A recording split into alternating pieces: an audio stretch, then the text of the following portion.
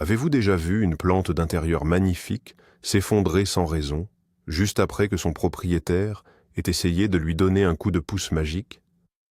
Aujourd'hui, nous allons parler d'un sujet qui divise et qui cause la perte de millions de plantes chaque année. L'hormone de bouturage n'est pas un engrais. Je le répète, le stimulateur de racines n'est absolument pas un supplément nutritionnel. Dans cette vidéo, je vous promets que vous allez découvrir la véritable identité de ce produit mystérieux que presque tout le monde utilise de travers. Préparez-vous à un véritable choc, car ce que vous prenez pour une potion de guérison est en réalité un signal d'urgence extrême pour vos végétaux. Et si je vous disais que mettre de ce produit sur une plante en mauvaise santé est le moyen le plus rapide de l'achever? Cela va à l'encontre de tout ce qu'on lit sur les forums, n'est-ce pas? Dites-moi dans les commentaires si vous avez déjà versé de l'hormone de bouturage dans l'eau d'arrosage d'une plante fatiguée. Soyez honnêtes, on est entre nous pour apprendre. Pour bien comprendre pourquoi nous faisons cette erreur massive, il faut remonter un peu dans le temps. Dans les années 1930, des scientifiques cherchaient à comprendre comment les plantes décident de pousser vers la lumière ou de développer leurs racines vers le sol. Ils ont découvert des messagers chimiques internes, incroyablement puissants, appelés auxines. Ces auxines sont les chefs d'orchestre de la plante. Plus tard, l'industrie a réussi à synthétiser ces hormones en laboratoire pour créer ce que nous appelons aujourd'hui les poudres ou gels de bouturage. Le problème, c'est que le marketing a rendu ces petits pots tellement attrayants que les jardiniers amateurs ont commencé à les considérer comme des vitamines.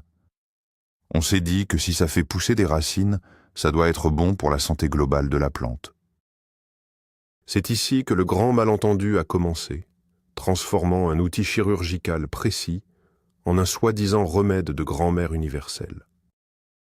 Commençons par démêler cette immense confusion qui règne dans les jardineries. Il faut imaginer l'engrais classique comme un grand repas équilibré pour votre plante. C'est son assiette de viande, de légumes et de féculents. L'engrais apporte les briques de construction physique dont la plante a besoin pour exister. D'un autre côté, l'hormone de bouturage ne contient aucune nourriture. 0 calories, 0 nutriments. Imaginez que vous êtes épuisé et que vous avez besoin d'un bon repas pour reprendre des forces. Au lieu de vous donner à manger, on vous injecte une dose massive d'adrénaline et on vous hurle de courir un marathon. C'est exactement ce que vous faites à votre pauvre plante lorsque vous utilisez un agent d'enracinement comme un engrais. Vous forcez un organisme déjà affaibli ou affamé à dépenser une énergie qu'il n'a pas pour créer de nouvelles cellules racinaires.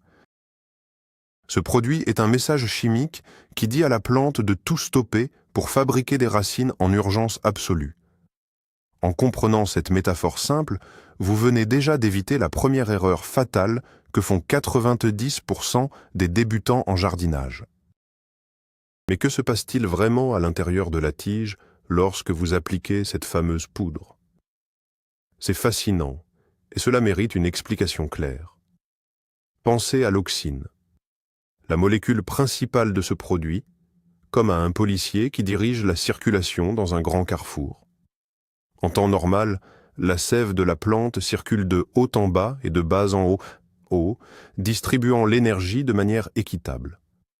Lorsque vous coupez une tige, c'est un traumatisme sévère. C'est une blessure ouverte. En appliquant l'hormone sur cette coupe, le policier chimique bloque toutes les autres routes. Il redirige 100% des ressources de la tige vers cette zone précise. Les cellules de la tige, qui étaient programmées pour devenir du bois ou des feuilles, subissent un lavage de cerveau. Elles oublient leur ancienne identité pour se transformer en cellules racinaires. C'est une mutation forcée et c'est un processus extrêmement fatigant. Si vous essayez de démentir le mythe de la poudre magique, rappelez-vous que ce n'est pas de la magie, c'est un piratage biologique pur et simple du système nerveux de votre plante. Il y a un mythe tenace qui circule beaucoup sur Internet, affirmant que l'hormone de bouturage peut guérir une plante malade. C'est l'une des idées les plus dangereuses pour vos plantes d'intérieur. Prenons un exemple concret. Vous avez une plante dont les racines pourrissent à cause d'un excès d'arrosage. Les feuilles jaunissent et tombent. Vous paniquez, vous sortez la plante de son pot et vous saupoudrez abondamment le produit sur les racines abîmées en espérant un miracle. C'est comme mettre un pansement sur une infection sans la nettoyer d'abord. L'agent d'enracinement ne contient aucun agent curatif contre les bactéries ou les champignons responsables de la pourriture. Pire encore, en forçant la plante malade à produire de nouvelles racines, vous épuisez le peu d'énergie vitale qui lui reste. La plante meurt alors d'épuisement total, et non pas de sa maladie initiale. La vérité que personne n'aime entendre, c'est qu'une plante malade a besoin d'un environnement sain, d'air, de lumière adaptée, et de temps pour guérir naturellement, pas d'un traitement de choc hormonal. Pour vraiment maîtriser l'art de multiplier vos plantes, il faut s'intéresser au fonctionnement réel des racines. Les gens pensent souvent que les racines sont comme de simples pailles rigides plantées dans le sol pour aspirer l'eau. En réalité, c'est un réseau microscopique extrêmement complexe. Les parties qui boivent vraiment l'eau sont de minuscules poils absorbants, fins comme de la soie, situés au bout des jeunes racines. Lorsque vous appliquez un gel d'enracinement sur une bouture fraîche, le but est de recréer ces poils le plus vite possible avant que la feuille ne meure de soif. Imaginez que vous construisez une maison. L'hormone de bouturage est l'équipe d'excavation qui creuse les fondations à la vitesse de l'éclair. Mais attention, si vous mettez cette hormone sur des racines adultes et déjà bien développées, vous provoquez une surproduction cellulaire inutile. Les racines deviennent épaisses, boursouflées, et perdent ironiquement leur capacité à absorber l'eau. Vous créez un embouteillage sous la terre. Il faut toujours garder à l'esprit que ce produit est conçu uniquement pour générer de la nouveauté à partir du néant, pas pour améliorer l'existant. Voyons maintenant les différentes formes sous lesquelles vous pouvez trouver ce produit. Vous avez sûrement vu de la poudre, du gel ou même des liquides. Beaucoup se demandent s'il y a une vraie différence. Prenons l'exemple d'une coupure sur votre doigt. Vous pouvez mettre un spray désinfectant liquide ou une pommade épaisse. Le gel de bouturage agit comme cette pommade épaisse.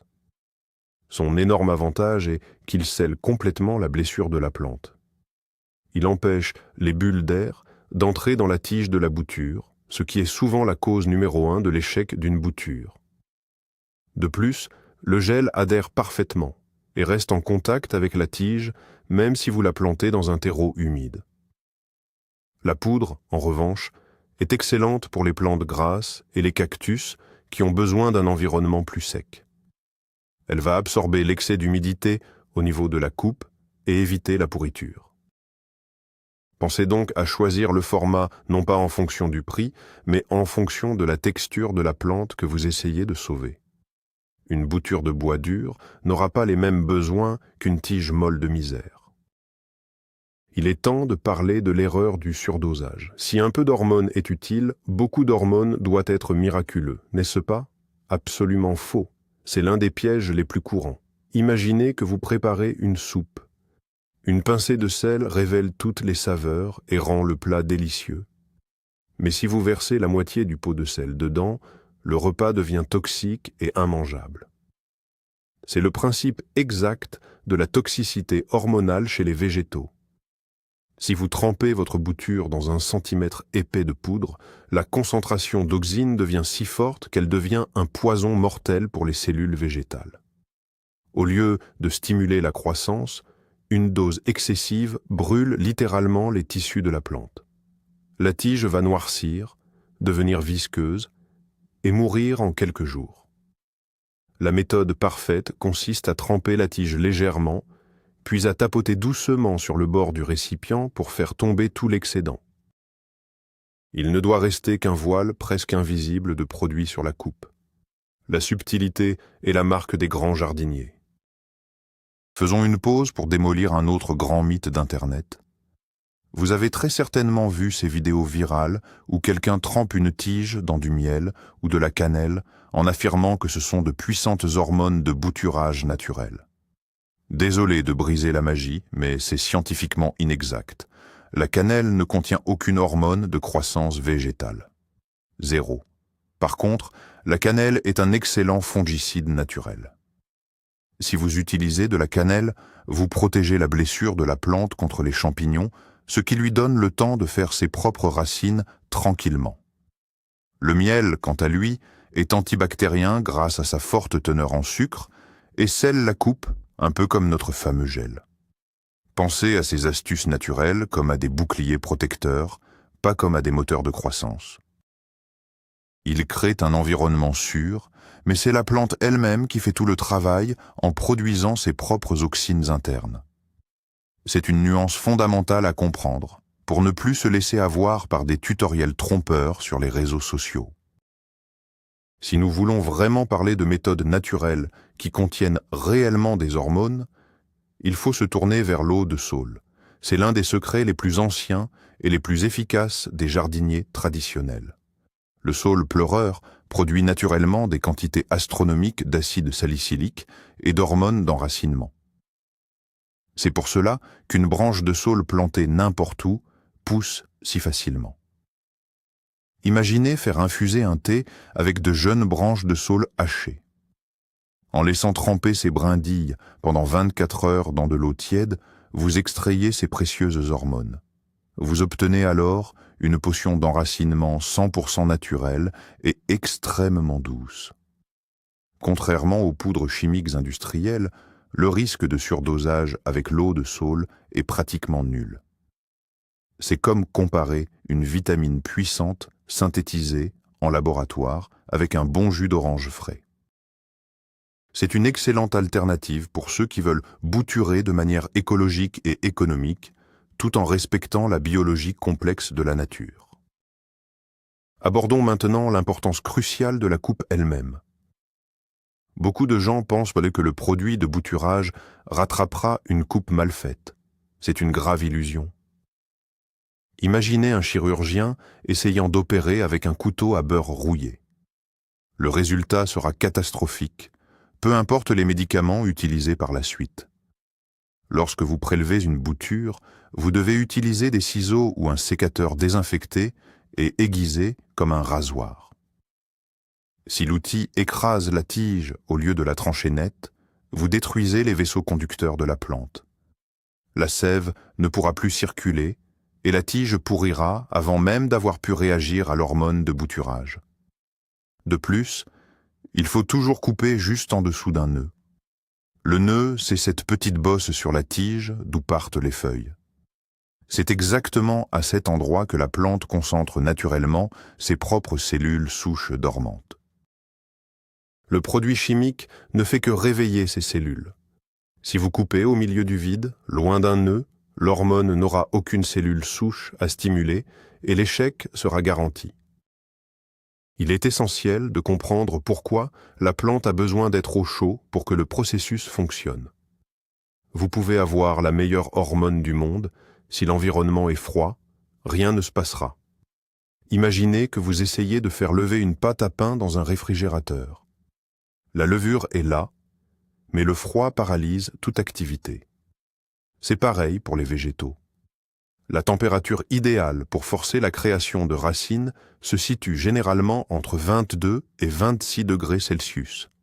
C'est pourquoi les pépiniéristes professionnels utilisent souvent des tapis chauffants placés sous les bacs de bouturage. La chaleur douce provenant du bas signale à la plante que le sol est accueillant et stimule une division cellulaire rapide au niveau de la coupe trempée dans l'hormone. Pendant ce temps, il vaut mieux garder le haut de la plante légèrement plus frais pour éviter que les feuilles ne transpirent trop et ne sèchent. Gérer cette différence de température, c'est vraiment le secret des maîtres jardiniers pour obtenir des taux de réussite de 100%. Poursuivons avec un autre facteur déterminant qui accompagne l'usage de ce produit, l'humidité de l'air. L'hormone de bouturage dit à la tige de faire des racines, d'accord. Mais pendant les 2 ou 3 semaines que dure ce processus, La bouture n'a pas de racines pour boire de l'eau. Comment survit-elle? Elle boit par ses feuilles. Si l'air de votre maison est sec comme un désert, la plante va se déshydrater et mourir bien avant que la première racine n'apparaisse. Pensez à un astronaute en combinaison spatiale. Vous devez placer votre bouture dans un environnement confiné et ultra humide, comme une mini-serre ou un simple sac en plastique transparent posé par-dessus le pot. Cette cloche maintiendra un taux d'humidité proche de 90%. Les feuilles resteront rebondies et hydratées. L'énergie de la plante pourra être entièrement consacrée à l'ordre donné par l'hormone de bouturage au niveau de la tige. N'oubliez pas d'ouvrir la cloche quelques minutes chaque jour pour renouveler l'air, sinon vous inviterez les moisissures à faire un festin sur votre belle plante. Avez-vous déjà remarqué que l'on enlève souvent des feuilles avant de bouturer? Ce n'est pas juste pour faire joli. Laissez-moi vous expliquer la physique derrière ce geste. Chaque feuille est comme un grand panneau solaire, mais c'est aussi une surface par laquelle l'eau s'évapore constamment. Si vous laissez 5 grandes feuilles sur une tige coupée, la demande en eau sera immense. Or, n'ayant plus de racines, la bouture ne peut pas fournir cette eau. Même avec la meilleure hormone de bouturage, la plante s'effondrera sous l'effort. C'est comme essayer de faire fonctionner la climatisation centrale d'une maison en utilisant de petites piles de montres. La règle d'or est de couper la moitié inférieure des feuilles, et parfois même de couper les grandes feuilles restantes en deux avec des ciseaux. En réduisant la surface des feuilles, vous réduisez le stress hydrique à son strict minimum. La petite quantité d'énergie restante sera dirigée sans distraction vers la base de la tige, là où l'hormone chimique a ordonné le grand chantier de construction racinaire. Abordons une question fréquente. Peut-on utiliser l'hormone de bouturage directement dans un verre d'eau? Beaucoup de gens aiment voir pousser les racines dans l'eau, c'est joli et satisfaisant. Mais attention, les poudres classiques ne sont absolument pas conçues pour cela. Si vous mettez de la poudre sur une tige et que vous la plongez dans un verre d'eau, la poudre va simplement se laver instantanément. Elle tombera au fond du verre et ne servira à rien. Imaginez mettre de la crème solaire et sauter immédiatement dans une piscine, tout s'efface. Si vous voulez multiplier des plantes en milieu aquatique, il vous faut des formulations liquides spécifiques de ces hormones que l'on ajoute à l'eau comme de petites gouttes magiques. Cependant, gardez à l'esprit que les racines développées dans l'eau sont très fragiles et différentes des racines de terre. Elles sont blanches, charnues et habituées à un milieu sans résistance. Le passage de l'eau à la terre sera un nouveau traumatisme. C'est pourquoi la méthode professionnelle avec de la poudre et un terreau léger reste la plus robuste à long terme. Parlons du choix du terreau lorsque vous utilisez ces stimulants. Ne plantez jamais une bouture tout juste enrobée d'hormones dans du vieux terreau récupéré dans le jardin. Ce serait un véritable meurtre prémédité. Le terreau d'extérieur est lourd, compact et rempli de bactéries, d'insectes et de champignons.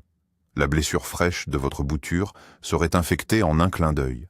Pour donner une chance à l'agent de bouturage de faire son travail, il faut un substrat incroyablement léger, stérile et aéré. Pensez à un nuage douillet. Un mélange composé de 50% de tourbe ou de fibres de coco et de 50% de perlite est l'idéal. La perlite, ce sont ces petits grains blancs très légers qui ressemblent à du polystyrène. Elle permet à l'oxygène de circuler librement autour de la tige. Les jeunes racines créées par l'hormone sont faibles au début. Elles ont besoin de se faufiler facilement sans rencontrer d'obstacles durs. C'est l'association d'un bon substrat et du signal hormonal qui garantit le miracle de la vie. Je veux aussi vous alerter sur le danger de l'impatience. C'est un phénomène psychologique très amusant chez les passionnés de plantes. On applique la poudre, on plante, et 3 jours plus tard, on tire sur la tige pour voir si les racines sont là. S'il vous plaît, ne faites jamais cela. Imaginez que vous plantez une graine et que vous la déterrez chaque matin pour vérifier si elle germe. C'est absurde. est très destructeur. Les hormones déclenchent un processus invisible à l'œil nu pendant les 2 premières semaines. Les cellules se réorganisent donc d'abord à l'intérieur de la tige. Puis, un petit cal cicatriciel se forme. Ce n'est qu'ensuite que les racines percent la surface. En tirant sur la tige, vous déchirez ces minuscules racines microscopiques et vous devez tout recommencer à zéro. La patience est la plus grande vertu du jardinier. Laissez votre bouture tranquille pendant au moins 3 à 4 semaines. Le meilleur signe que l'enracinement a réussi, c'est l'apparition d'une nouvelle petite feuille en haut de la plante. C'est la preuve ultime que le système souterrain fonctionne et envoie de l'énergie vers le haut. Et que dire de l'utilisation de l'aloe vera comme alternative naturelle? C'est une méthode de plus en plus populaire et, contrairement au mythe de la cannelle, elle a un véritable fondement scientifique.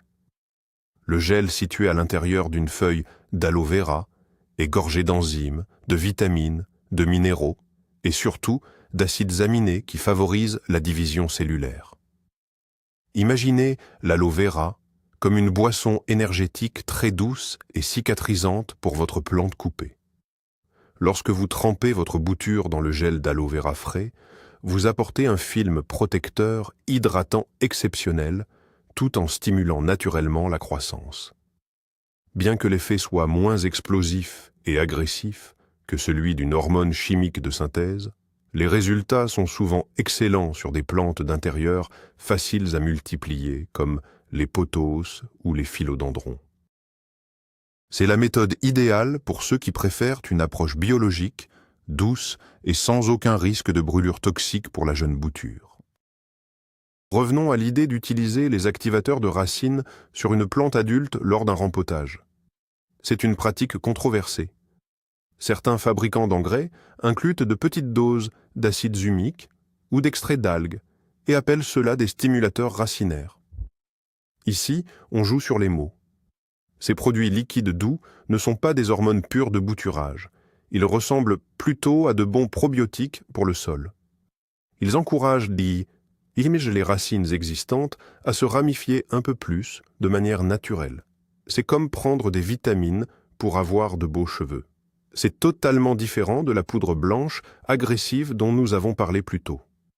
Vous pouvez utiliser ces activateurs liquides très dilués au printemps pour aider une plante qui vient d'être rempotée à s'installer dans son nouveau pot.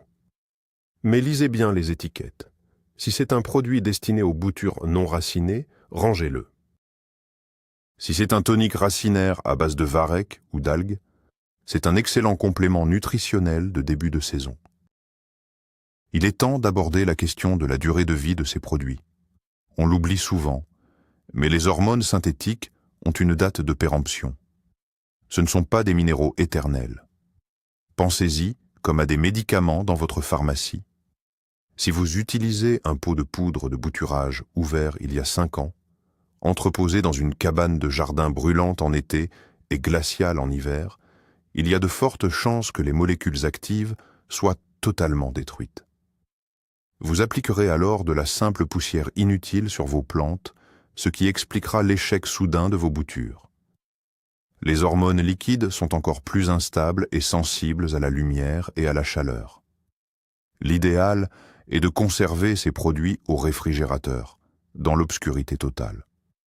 Lorsque vous devez l'utiliser, ne trempez jamais votre tige directement dans le pot d'origine. Versez une toute petite quantité dans une cuillère ou un bouchon. Trempez la bouture, puis jetez le reste du produit. Si vous trempez des tiges dans le pot principal, vous allez contaminer toute votre réserve avec de la sève, de l'eau et des bactéries. Abordons un cas très précis, les plantes succulentes et les cactus.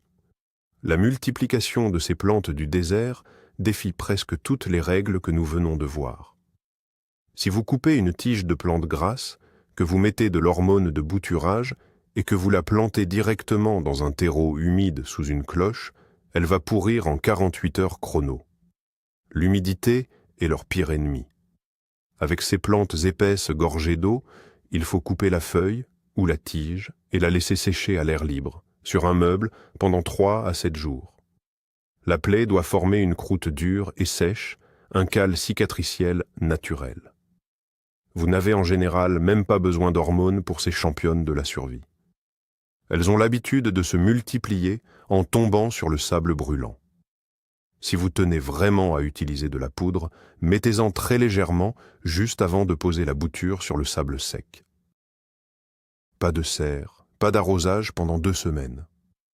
Le manque d'eau va forcer la feuille à jeter des racines vers le bas pour chercher de l'humidité. C'est une stratégie de survie fascinante. Pour résumer toute cette mécanique complexe, repensons à l'ensemble du processus de soin de vos plantes. Le jardinage est avant tout une question d'équilibre et d'observation. L'utilisation de produits chimiques spécialisés doit rester une exception, un outil précis pour une tâche précise, et non une béquille quotidienne. Nous avons vu que confondre nutrition et stimulation hormonale mène au désastre. Nous avons compris que la patience, la gestion de la température et l'hygiène de coupe sont 1000 fois plus importantes que n'importe quelle poudre magique. Gardez toujours à l'esprit que la nature a des millions d'années d'expérience en matière de croissance végétale. Les auxines sont produites naturellement tous les jours dans les bourgeons apicaux de vos plantes. En fournissant la bonne quantité de lumière, d'eau pure et un terreau léger de qualité, vos plantes réaliseront d'elles-mêmes de véritables petits miracles de croissance. Vous êtes le gardien de cet environnement, pas le sorcier qui doit forcer la vie à coups de potions. Voilà, le grand voile est enfin levé. Vous savez maintenant pourquoi l'hormone de bouturage n'est pas un engrais et comment ce produit pirate littéralement le fonctionnement de vos plantes pour les forcer à créer des racines en urgence absolue. Imaginez combien de plantes magnifiques auraient pu être sauvées si leurs propriétaires avaient compris cette distinction fondamentale. C'est le genre de révélation qui change à tout jamais votre façon d'aborder le jardinage d'intérieur. Pour récapituler, on n'utilise jamais cet agent sur une plante malade, on gère l'humidité comme un professionnel avec une cloche, on respecte des règles d'hygiène chirurgicale lors de la coupe, et on fait preuve d'une patience infinie. Merci infiniment d'avoir regardé cette vidéo jusqu'au bout et de chercher à comprendre la science de la nature avec nous. Si ce grand démenti a changé votre vision des choses, n'oubliez pas de vous abonner, de laisser un gros pouce bleu et d'activer la petite cloche pour ne rater aucun de nos prochains secrets de pépiniéristes. Et maintenant, c'est à vous de jouer. Dites-moi dans les commentaires, quelle est la prochaine plante que vous allez bouturer en appliquant ces nouvelles règles professionnelles?